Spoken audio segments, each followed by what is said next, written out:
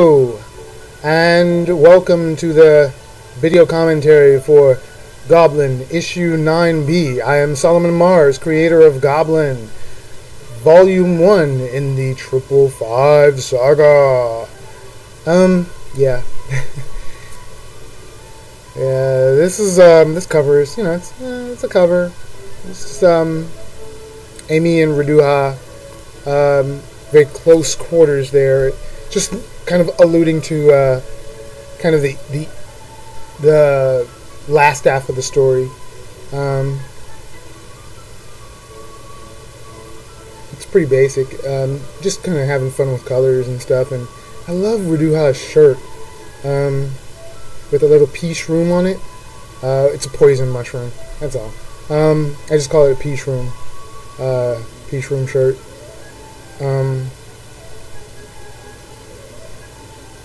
I don't know. I like the design of it right there in this picture. I mean, I like it normally, but I really like it in this picture. Alright. So, we enter the story in the forest. Obviously, somewhere slightly different. We see a foot come in.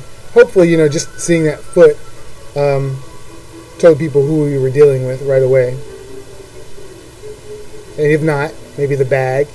There's a little sound coming from the bag. I mean,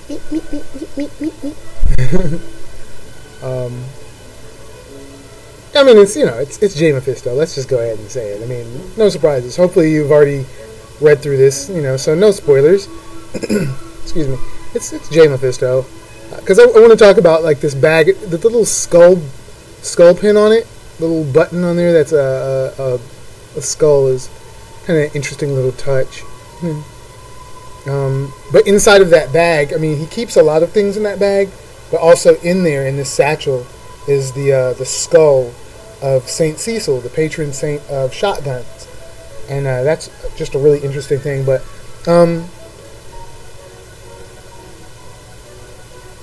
I love this. I love the relationship between J. Mephisto and Doklot. The relationship they have is really kind of funny to me.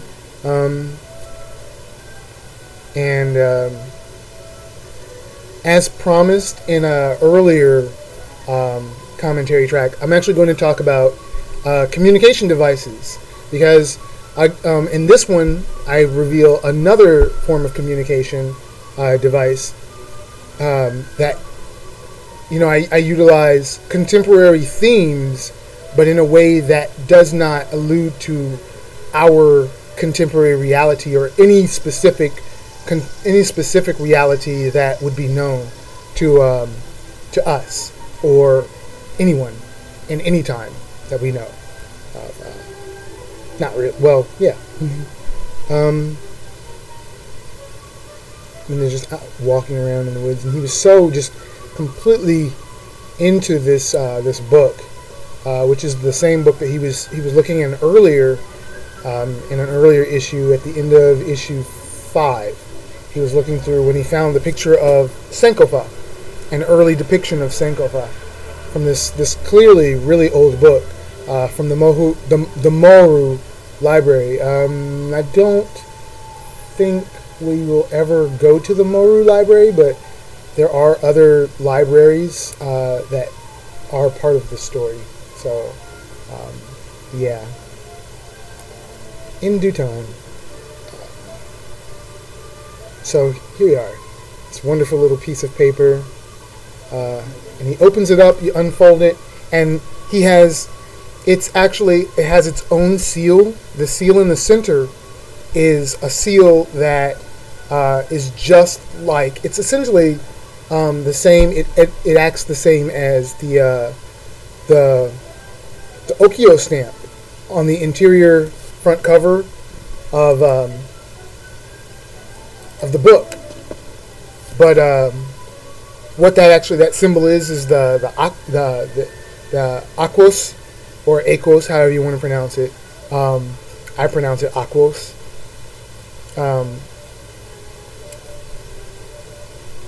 Yeah, well, yeah. So I guess it depends on what mood I'm in, actually, now that I think about it, which is why I say both. But it's the aquos logo, the symbol. which is just one more of the schools of thought in in logicsmith, in the world of logic, and it's one of the disciplines that J. Mephisto has learned.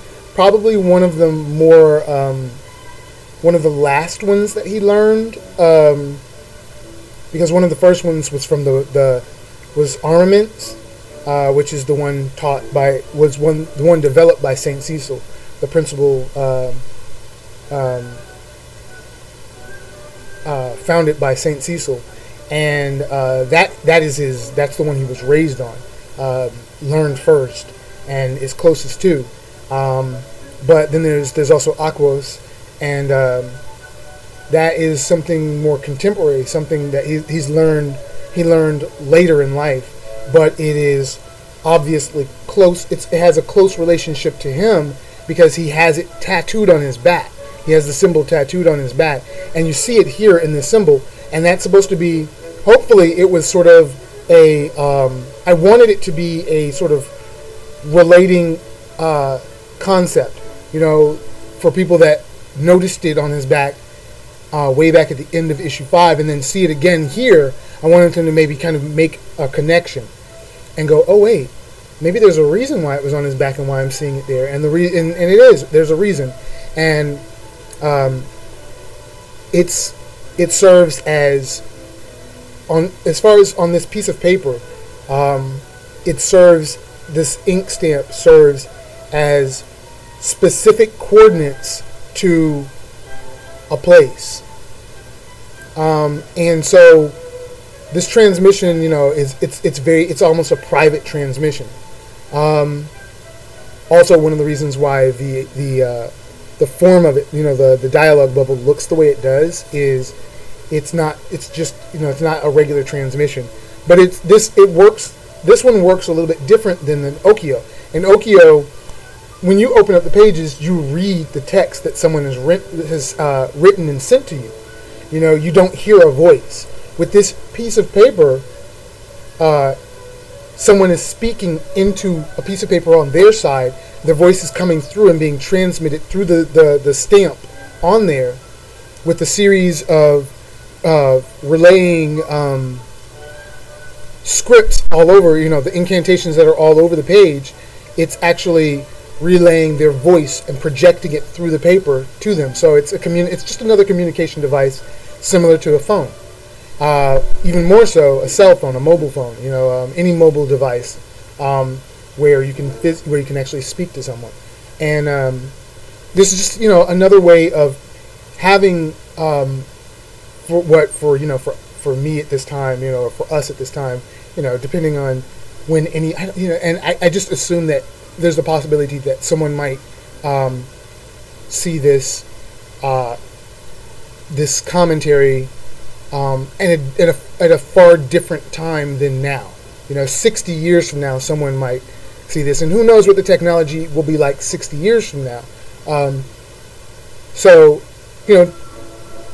it's sort of a rationale of the technology now. It's sort of a depiction of the technology now, but to give it a sort of timelessness. It's like a cell phone, but there's a timelessness to it. You can't place this in any specific period of time. And that is because it's completely alien. This is a whole nother world, honestly, a whole nother universe, definitely a different galaxy. And so things just work differently. But it's also about just having fun, and just playing around with one's imagination. Never let the real world limit where you can go with your imagination. Things can be as wild as you want, and that is really the essence of the story. Goblin, and even more so 555, because this is my dream world.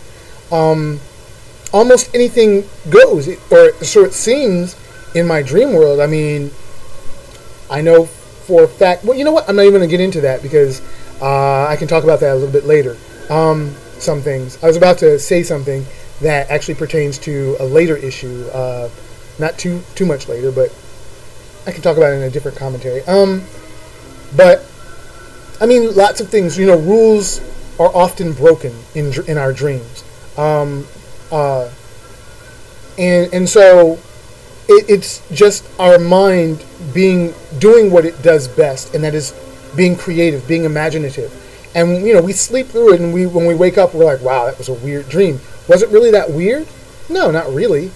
It was just humans doing what we do best, being creative, being imaginative, thinking of new ways around a situation, solutions to problems and things like that. And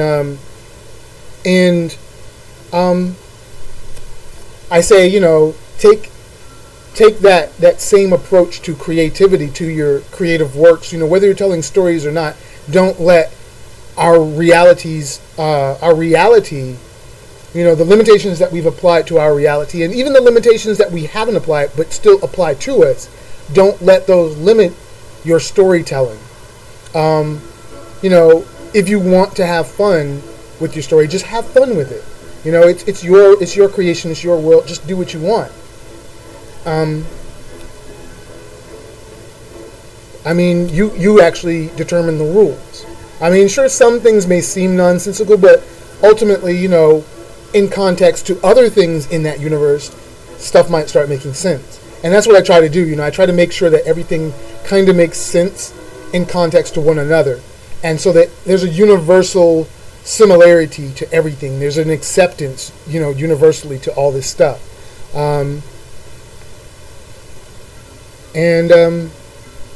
So, it's actually the reason why there's a lot of stuff that's actually been taken from the story, because some things just didn't seem right. But then there are other things that may seem very wild and very strange, even for this story, but eventually will make sense in the overall context of the story. But we'll get to those in time. And so, this is someone talking to J. Mephisto, and for the first time, I wanted to introduce this idea that J. Mephisto isn't just kind of a rogue. He's not out there on his own, as working as an individual, just kind of doing his own thing. That he may actually be a part of an organization. He's taking orders from someone. And I wanted to introduce this idea to the reader, because that's very much what's going on.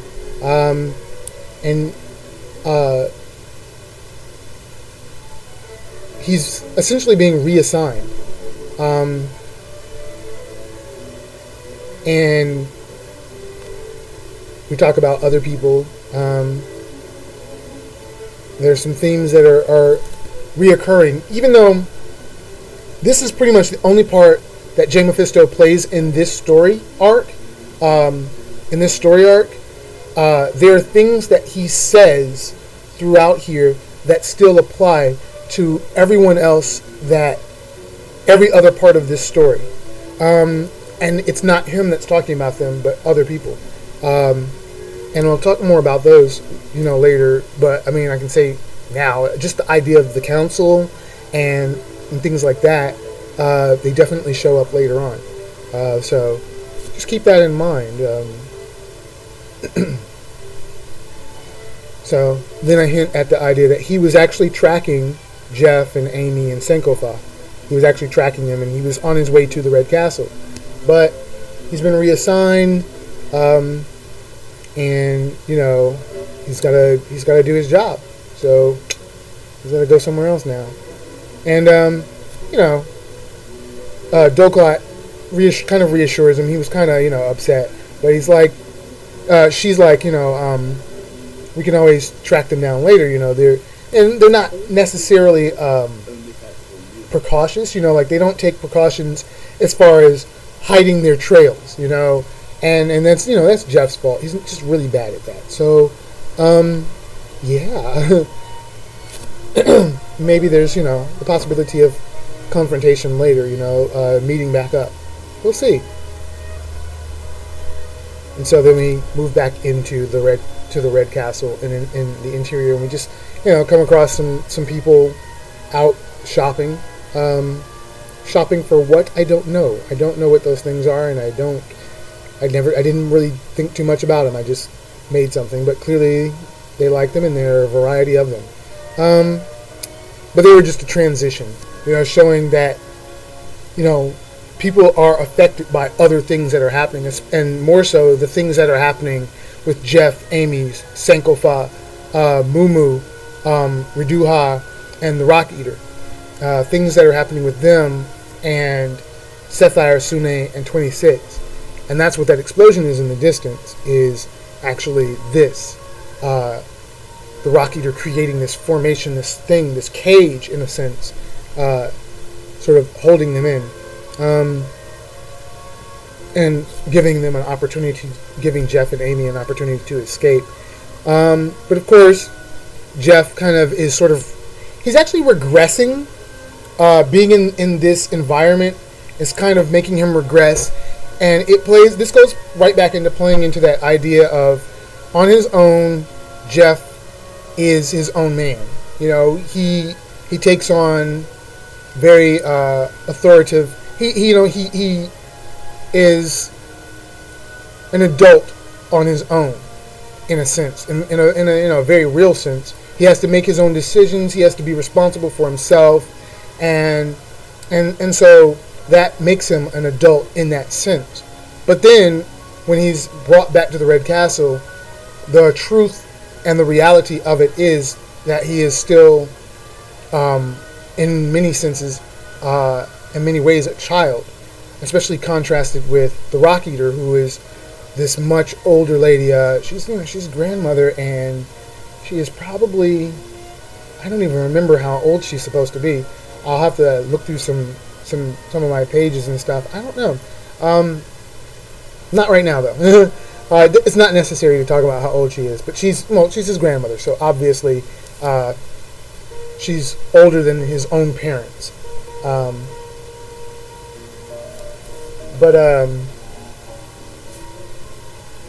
It's making him sort of regress, and so he's acting he's acting out a lot, and it's kind of bringing back up these emotions, and this anger in him, and these things, and you can kind of see that the two of these characters butt heads a lot. There's conflict between the two of them, and there probably has been prior to this, and you can kind of tell that they've always kind of had these problems. Jeff sort of being sort of a disobedient child, and the Rock Eater sort of being taking on a parental role, but being a little bit strict. She's a little tough. It's not even tough love, but she's very intense about her parenting techniques, and it's because of, it's almost a result of Jeff's behavior that she is the way she is. But both of them are very similar when you really look at it. They're very, very similar in that they're very much individuals who don't mind helping other people. They rather be on their own and stuff, and they have their own ideals and ideas, and they don't like being told what to do. And I was hoping that it kind of came across, but that's really what's going on. But the Rock Eater, being who she is, she's a little bit wiser. She's known more of the world and known more of life, and that's just the reality of it. Is the longer you go through life, the more you learn, and the more you make these realizations. Hopefully, you realize through maturing, you realize that maybe things that you thought and did when you were younger, really you were like, wow, that was really irresponsible or really irrational, or I would have done it completely different. There's something to be said about what comes with age, and not saying that you can't be wise of the world being young. Sure, I mean, I know lots of people that have been, are, and were, but there's definitely something that comes with age, and so the Rock Eater, I mean, not just wisdom, but also patience. You learn patience. the longer you've gone through life. It's such a strange thing. And so the Rock Eater, I can guarantee you, at one point in time was a lot like Jeff. Raw emotion, passion, destruction, everything. But learned patience and tranquility and peace and balance as life went on and she got older. So there's just a lot of conflict. I love this picture for like two reasons. One, because of how it looks, where the little slivers of light are passing over them and they're kind of rolling around their curves and stuff. But also because I've always had this fear of obscuring my images and stuff, and I think I talked about it way back in the commentary during 6. Like when I used to do black and white work, I was really afraid of using ink. The ink actually obscuring any of the images by inking it in with black. I was afraid to use the ink because I was like, all this time that I spent on this picture, and then I got to fill it in, and I was afraid of obscuring the artwork. And the truth is, it enhances it. If it enhances the mood, then how could it hurt? Really. And that's essentially what it was doing. And even with this work being in full color, putting a layer over this that creates a shadow enhances the picture because they're inside of something, and it wouldn't make any sense for it to be bright like the other characters, like when they're outside of this container. And so I just thought it was just kind of just interesting, that I have kind of gotten over that kind of thing. I've moved beyond being afraid of obscuring my images in this way, or what I see as obscuring. It's not really. It's enhancing. It's enhancing and creating the mood and actually conveying the message 100% or close to 100% that I was trying to. The thing that I saw in my head and what is coming out on the page, and and what I'm trying to tell, the story that I'm trying to tell. And I'm trying to not say convey so much, but I think it helps. It just kind of enhances that idea that's being brought across. And of course, 26 just kind of breaks right through it with one hit. Not because the structure was weak or even temporary, but because 26 is a little strong as far as that is concerned. And there is a reason. There honestly is a reason. And we'll get into it a little bit later. And see, he even comments, it's not as strong as he thought. I don't really like this picture, so we're going to keep going. It's very bland, especially with the page before it and this page after it. And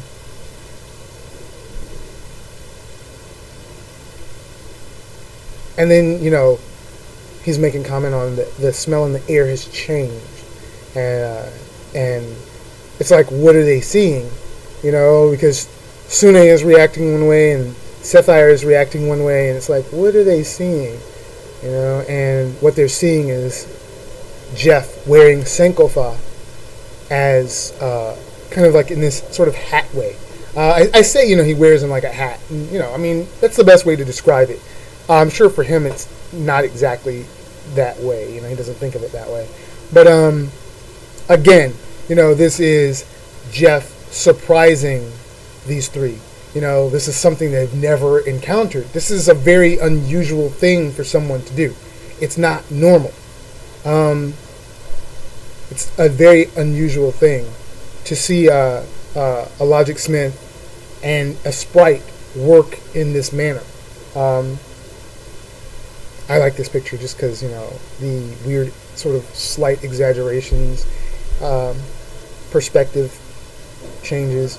I was, kind of happy with the way this turned out.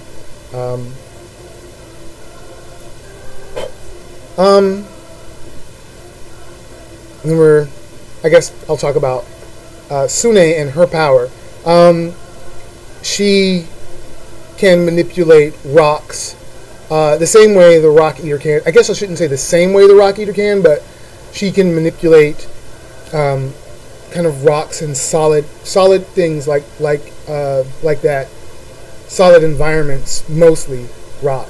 The same way that the Rock Eater can, or similar to the Rock Eater, but as you can see, it's a little bit more chaotic, and that is kind of sort of a exterior example or exterior a reflection of her character. Chaotic, destructive, kind of just in every single direction, while still going in one essentially linear direction, still all over the place, destructive, chaotic, I guess. Yeah, I should have just left it at that. Of course, Jeff is he's just a train. He just kind of runs right through it.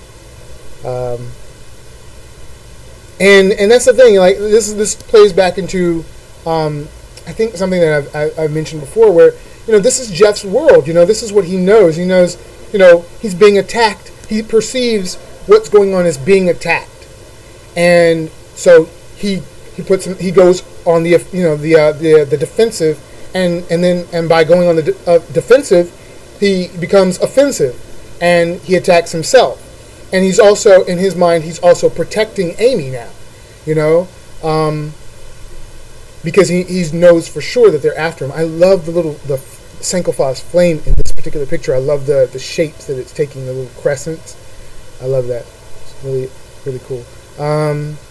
And, well, they're all a little impressed by the fact that Jeff just kind of is barreling through, they just kind of assumed because he ran the first time that he was less confrontational than this, and the truth is, no. He just needed a reason to get back to where he was. He needed to get back to this place because he recognized that, well, there's 3 other logic smiths and there's only one of him. He could even out the odds a little if he was if he was in the same area as the Rock Eater. That kind of balances things out. Kind of wanting her assistance, but not wanting her assistance, because that's the kind of person he is. Sort of a weird, sort of passive-aggressive kind of thing. Yeah, and see, she actually makes mention that she's never seen a Logic Smith work with a sprite like that, like they're one person. And she's very intrigued by it.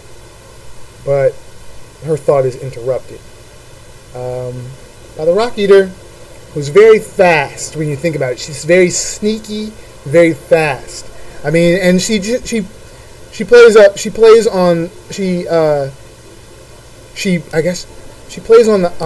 fact that they don't pay attention. These 3 don't pay a lot of attention, and she makes mention of it, that they don't pay attention.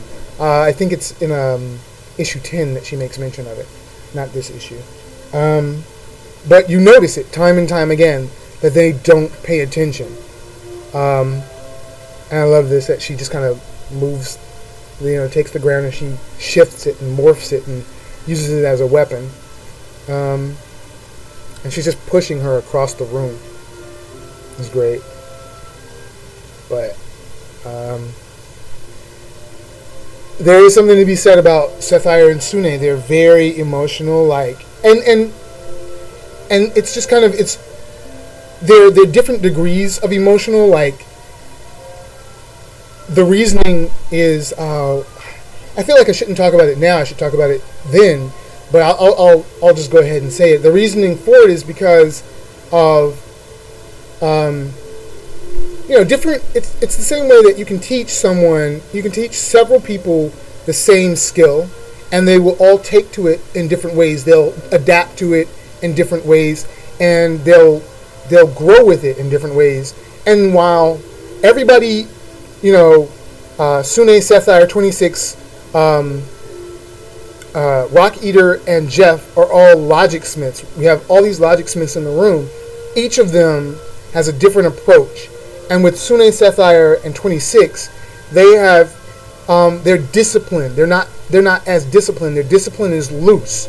and so they're subject to chaos, or what's considered chaos, less than what is considered law or order. And the whole idea is that you have to find balance between the two in order to have a full grasp and utilization of logic, and so Sune and Sethire, while they're very strong, they're very strong and very skilled logicsmiths. They get caught up in their emotions. They let their emotions overwhelm them to a great degree, and we start seeing that now. Just being caught off guard constantly is really getting to Sethire. It's almost like a challenge to her ability or skill. It's kind of like an insult to her ego, and so she's taking it very personally and kind of feeling like, no, I should be able to handle this situation, and so it's really pissing her off, and it's making her less focused and more prone to just kind of chaos. And this is one of the things. It's kind of one of the things that, as a logicsmith, you have to be aware of. You have to be able to get past these kinds of things and stay calm and stay in control and work through it. And she's doing a poor job of it, for the most part. And I love that she just always looks. She just looks evil, She just has this very, very, creepy smile, just full smile, with these teeth in her eyes, and she just looks like she's gonna do bad things to everyone. And I mean, not to say that she's not that kind of person. I mean, she's very, like I said, she's very manipulative, and she's very, she's kind of dark. She's a very dark character. She's probably darker than both Sune and 26 combined. More about that later, though. And she's just kind of charging up the air, and it's like static electrical. And back then, I didn't exactly know how I wanted to depict this power in her. And so it looks kind of like any other incantation, being projected off of her body. I don't like that it looked like this. Later on, I changed it to where it was an actual effect that I was having to produce in Photoshop, instead of just using the lasso tool. But I want like you can see like the little pillars that Rock Eater was using to push her around are crumbling and smoking, and the whole room is getting hotter. It's being charged with just kind of static electrical charge in the whole room, and it's almost like, it's not quite like being in a microwave, but it's getting there. It's getting kind of warm for everyone. And you can see she's sweating, and she can taste the metal in the air, which is kind of that's just me talking. She doesn't literally taste the metals in the air, but sort of that charge. When there are metal objects near something that's giving off an electrical discharge, everything just kind of charges, and you can really taste sort of a metallic sort of it's sort of I don't even know quite how to describe it other than saying it's like blood. It's iron. It's sort of iron-esque. It's like that, but it's not truly metallic, but it is. She can taste the charge in the air, and she and immediately she's like, she doesn't like the idea that too many people could get hurt, and this is our character trying to I'm trying to draw through her character and show that she's even though she's in the middle of this confrontation, she's thinking about everyone else. She's thinking about everyone else's safety, and not necessarily just her own. And she's beyond that. She's kind of beyond that point where she thinks solely about herself, and she's thinking about everyone else in context to what's going on with herself. and she tells Amy and Reduha that they need to escape because Jeff has already lost his mind. He's already running around on the other side of the room. So at least get the other two people that seem to be calm in this situation out of the situation, considering that they're after Mumu and Amy. More so Mumu than Amy, but they're a package. They come together. And of course 26 he's distracted. He's noticed that both Sune and Sapphire are losing themselves. Apparently this is something that happens quite a bit. And he's a little bit more calm. Not to say that 26 has never lost himself. Sure. But out of the three, he's the most composed. And he's a little full of himself and sees himself as, yes, the leader and as the only rational one out of the three. And that all plays into some other things that'll come up later. I'll talk about, like his heritage, and stuff like that, and where he's from. But he was distracted, and then he notices, he hears a noise, and he turns his head, and he sees that the sofa has been lifted, and there's actually an opening under the sofa, and it's like, oh great. And clearly these two are escaping down one of the other escape routes in this room. Like I said, there are several. I only deal with these two right now. It's just really interesting.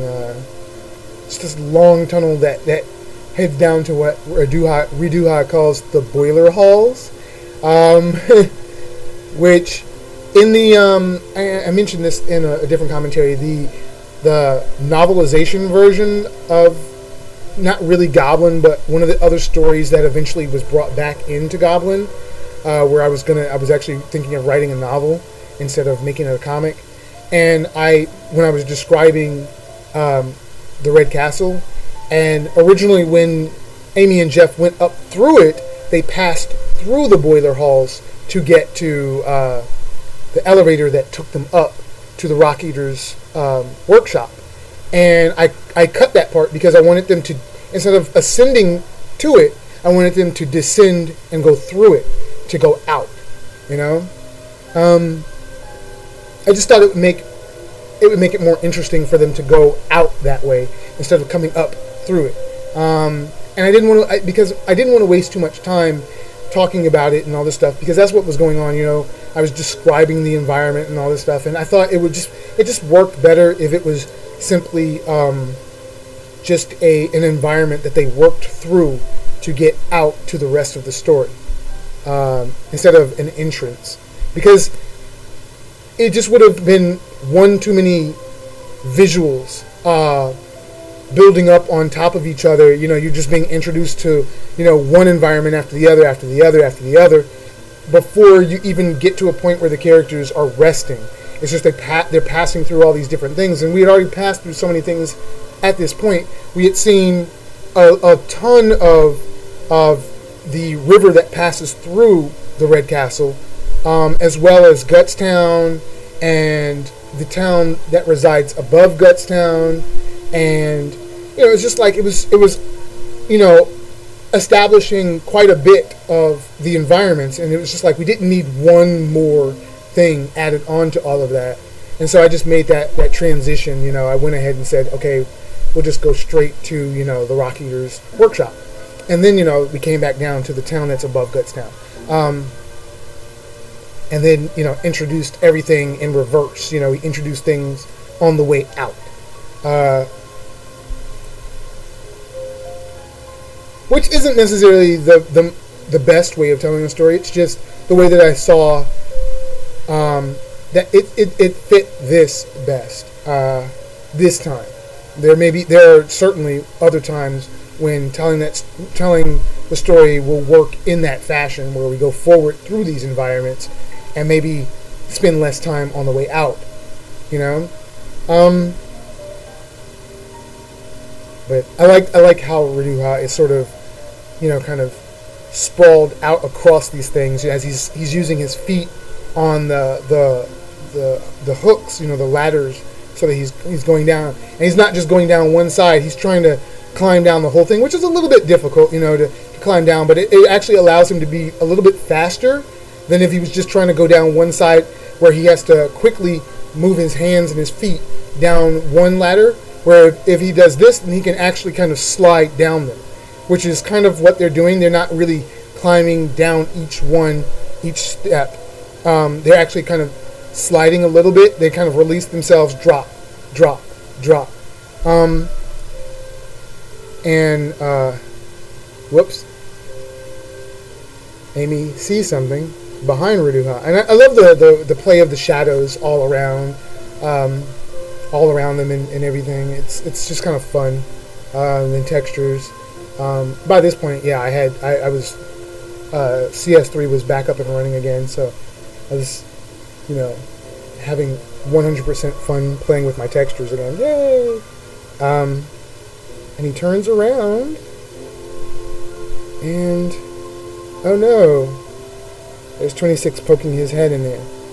And I just love the way that 26 kind of speaks. He's speaking to them, and he's not quite as polite later on. And I mean, there's obvious reasons as to why he's not as polite later on, but he's very polite in the beginning. He's dreadfully sorry, but I'm afraid I can't let you escape with that melanoma grub. Oh my goodness. Melono grub. And it's just kind of, it's just interesting to me, that he's very polite about, it's like saying, hi, hello, sorry, but I'm going to have to kill you now. Sorry. And then, they kill you. It's just a really weird kind of way of his character being, but it's just kind of how one of the ways that I wanted to make him different than Sethire and Sune. I mean, there's an obvious difference between Sethire and Sune, but then there's huge similarities between those two, which is actually why Sethire and Sune tend to get along with each other more than either one of those two get along with 26, especially Sune. Sune and 26 don't get along perfectly. They're friends, but they don't get along. I mean, friends don't always get along perfectly. I mean, that's just how friends are. I mean, that's what makes friendship special. You don't agree on everything. You don't disagree on everything. You don't have the same likes and dislikes. But there are things that you share in common that obviously made it so that you could be friends. And while your personalities may be fairly different, obviously they're not so different that you didn't find something in them, in that other person, that made you befriend them.